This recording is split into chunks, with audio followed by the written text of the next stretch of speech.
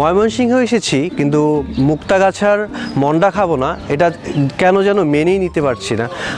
এই জন্য আমরা এখন সবাই মিলে চলে যাব ময়মনসিংহের সেই ঐতিহ্যবাহী আর মন্ডার দোকানটিতে। ইনশাল্লাহ সেই মন্ডার যেই সুনাম আমরা শুনেছি সেই সুনামগুলো অক্ষুণ্ণ থাকবে, সেই আশায় এখন ময়মনসিংহের মুক্তাগাছার উদ্দেশ্যে রওনা করছি।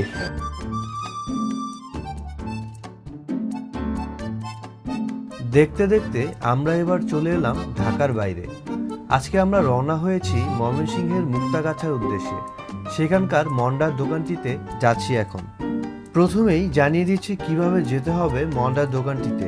যেহেতু আমরা নিজস্ব গাড়ি নিয়ে এসেছি, আমরা সবচাইতে শর্টকাট রাস্তাটি বেছে নিয়েছি যাবার জন্য। তবে খুব একটা তফাৎ নেই অন্য রাস্তাটির সাথে। 150 বছরের গোপাল পালের মন্ডার দোকানটিতে যেতে চাইলে সর্বপ্রথম আপনাকে ময়মনসিংহ আসতে হবে। সেক্ষেত্রে ঢাকা থেকে বেশ কিছু বাস সার্ভিসের মাধ্যমে ময়মনসিংহ আসতে পারেন। এদের মধ্যে অ্যানা, আলম এশিয়া, শামীম এন্টারপ্রাইজ অন্যতম। ভাড়া পড়বে 180 থেকে 380 টাকার মতো। ময়মনসিংহ থেকে মুক্তাগাছার দূরত্ব 17 কিলোমিটার। ময়মনসিংহ এসে টাঙ্গাইলগামী বাস কিংবা সিএনজিতে করে যেতে পারেন মুক্তাগাছাতে। সেক্ষেত্রে বাস ভাড়া 20 থেকে 30 টাকা, লোকাল সিএনজি ভাড়া 40 থেকে 45 টাকা, অথবা রিজার্ভ নিতে চাইলে 200 থেকে 250 টাকা। ময়মনসিংহ থেকে সিএনজিতে করে যেতে সময় লাগবে 40 থেকে 45 মিনিট।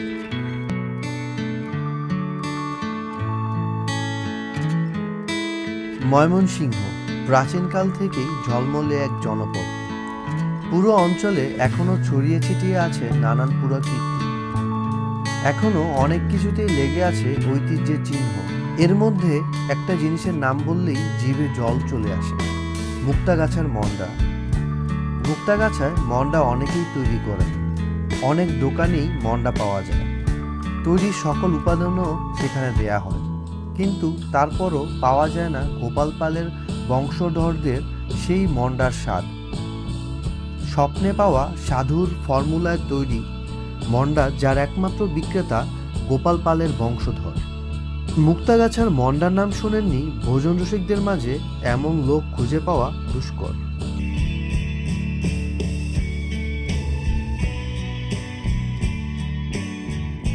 গোপাল পালের মন্ডার মূল উপাদান দুধ ও চিনি। বর্তমানে 1 কেজি মন্ডা 500 টাকা দরে বিক্রি হয়।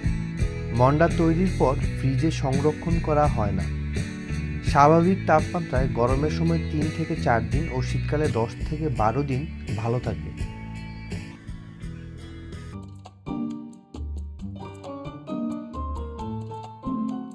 আপনি আমাদের এই মন্ডার দোকানটি সম্পর্কে যদি একটু বলতেন।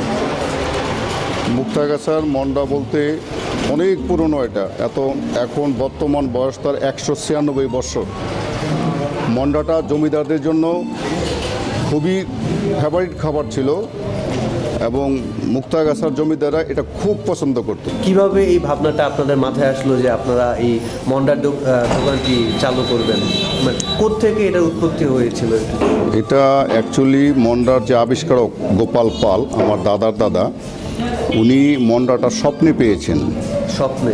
হ্যাঁ, এক সাধক স্বপ্নে এসে তাকে মন্ডাটা কিভাবে আবিষ্কার করতে হবে সেই ফর্মুলাটা ওনাকে শিখিয়েছেন। আচ্ছা, আপনাদের কি এই মন্ডার দোকানটি ছাড়া অন্য কোনো শাখা কি আছে? কোথাও বাংলাদেশে কোথাও কোনো শাখা নেই। মুক্তাগাছার মন্ডা বলতে আমার এই প্রতিষ্ঠান। এটা ব্যতীত আপনাদের কি কোনো প্ল্যানিং আছে যে ভবিষ্যতে কোনো শাখা অন্য কোথাও করবেন এই জাতীয়? না, এই ধরনের চিন্তা ভাবনা আমাদের মাথায় নেই। এই ঐতিহ্যটা ধরে রাখার জন্য আমরা নিরলস পরিশ্রম করে যাচ্ছি। এখন আপনাদের দোয়া আশীর্বাদ চাই যাতে এই প্রতিষ্ঠানটা ধরে রাখতে পারি। ঠিক আছে ভাই, অসংখ্য ধন্যবাদ আমাদের সময় দেওয়ার জন্য। আপনি ভালো থাকেন, আপনার প্রতিষ্ঠানটি আরও অনেক সামনে এগিয়ে যাক, অনেক নাম কুড়াক, বিশ্বের কাছে এই জায়গাটি অনেক পরিচিতি লাভ করুক সেই আশা করছি। ধন্যবাদ।